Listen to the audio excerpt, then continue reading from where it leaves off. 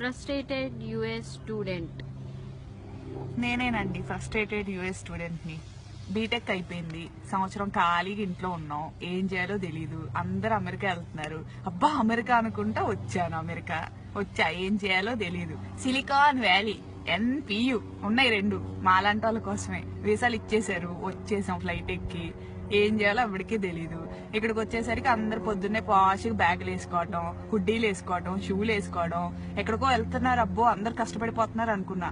తీరా చూస్తే ఎక్కడికి వాళ్ళు వెళ్ళేది పాకి పనులకి, ఇల్లు కడగటం, పిల్లలకి స్నానాలు చేయించడం, అన్నాలు పెట్టడం, ఇవే వాళ్ళు చేసే పనులు. వచ్చేస్తారు మళ్ళీ పాష్గా అదే బ్యాగులు. బస్సులో వస్తారు, కొంతమంది కార్లలో వస్తారు, నెలకి 2000 సంపాదిస్తారు. అయిపోయింది, వస్తారు, ఇంటికి వస్తారు, వండుకుంటారు, తింటారు, పడుకుంటారు. ఇక్కడ ఇల్లు చెప్పలేనంత కాస్ట్లీ, ఒక్కొక్కటి 3000 రెంట్. కట్టుకోలేరు, ఏం చేస్తారు, గొర్రెల్లాగా ఒక్కొక్క రూముల్లో 7, ఇల్లు మొత్తం 15 మంది ఉంటారు. సో 300 కట్టుకుంటారు. అంతమంది ఉంటే ఇల్లు క్లీన్ గా ఉంటదా? ఉండదు. బగ్గులు అంటాయి, అయ్యో కొత్త రకమైన పురుగులు ఇక్కడ వస్తాయి, బగ్గులు వస్తాయి.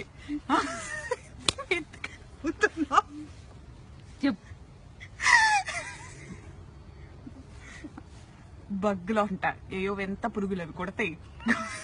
కొడితే డాట్లు ఉంటాయి అనమాట. కొడతాయండి, డాట్లు వస్తాయి అంటే ఏవో 2 వచ్చిన కొత్తలో తెలిసింది. రెక్స్ఫోర్డ్ అని అక్కడ ఉన్నాం, ఏవో కుట్ని ఏమైందా అని చూసుకుంటే ఏవో ఇక్కడ 2 ఉన్నాయి అన్నమాట. చూస్తే ఏంటంటే బక్స్ అన్నారు. బక్స్ ఏంటా అని గూగుల్ చేసా, మనకు తెలియదు కదా. చూస్తే కనపడ్డాయి, ఏదో ఎంత పురుగు ఎంత ఉంది. నల్లులు అంట, ఇండియాలో నల్లులు అంటారంట వాటిని. అవే కుట్ని అంట, నన్ను నాకు తెలీదు. సరే అయిపోయింది, వదిలేసా. తెల్లారేసరికి ఒళ్ళు మొత్తం కుట్టిపెట్టిని, అయిపోయింది, రక్తం పీల్చేసినాయి. ట్రీట్మెంట్ అంటారు. తర్వాత బగ్గులు వస్తే ఊరుకుంటారా వీళ్ళు? ఊరుకోరు. ఏదో ఇన్స్పెక్షన్లు అంటారు, ఇక్కడ ఇన్స్పెక్షన్లు అంట వస్తారు. వాళ్ళ ఇన్స్పెక్షన్ అంటే ఎంతమంది ఉండాలి ఇంట్లో? లీజ్ సైన్ చేసిన వాళ్ళు ఉండాలి. అంటే ఎవరు? ఇంటి ఓనర్లు. ఉండేది 15 మంది. అందరు బయటికి రావాలి, ఎక్కడ వస్తారో తెలియదు, హోమ్లెస్ లాగా. ఇప్పుడు నేను కూర్చున్నా చూడండి, ఇదిగోండి, మాకు ఇన్స్పెక్షన్ ఉంది ఇంట్లో. ఎట్టదొచ్చా, ఇక్కడ ఉన్నా నేను.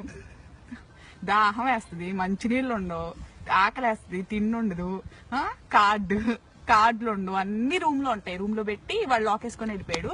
ఇదిగో ఇప్పుడు ఇక్కడ కూర్చొని ఎండలో చలికి వణుకుతున్నా, హుడ్డీ లేదు, మర్చిపోయి వచ్చా. వణుకుతూ కూర్చున్నా, ఇక్కడ ఎండలో కూర్చున్నా. అందుకనే కొంచెం లైటింగ్ వస్తుందని. ఎవరన్నా వాటర్ ఇస్తారా అని ఎదురు చూస్తున్నా, దిక్కులు చూస్తున్నా. తెలుగు వాళ్ళు ఎవరన్నా కనపడతారేమో, వాటర్ ఇస్తారేమో, ఇస్తారేమో అని చూస్తున్నా. ఎవడో కనిపించట్లా, అందరు ఇళ్లలో రూమ్ లో లాక్లు వేసుకొని కూర్చున్నారు. సాయంత్రం దాకా ఇక్కడే చావాలండి, 4:30 దాకా. ఒక్కరోజు దొరుకుద్ది. నేను పాకి జాబే చేస్తున్నా, ఒక్క జాబు దొరుకుద్ది హాలిడే ఇంట్లో కూర్చోడానికి. అది లేదు. ఇదిగో ఇక్కడే దిక్కుమాలిన స్థితి. ఇక్కడ తెచ్చా నేను, చూడండి, ఇలాంటి స్థితిలో ఉన్నా నేను. ఎవరు వద్దండి, అమెరికా వద్దు, ఏమొద్దు, ఇండియాలో ఉండండి, హాయిగా బతకండి ఇండియాలో. ఇదే నా కంక్లూషన్. సెలవు.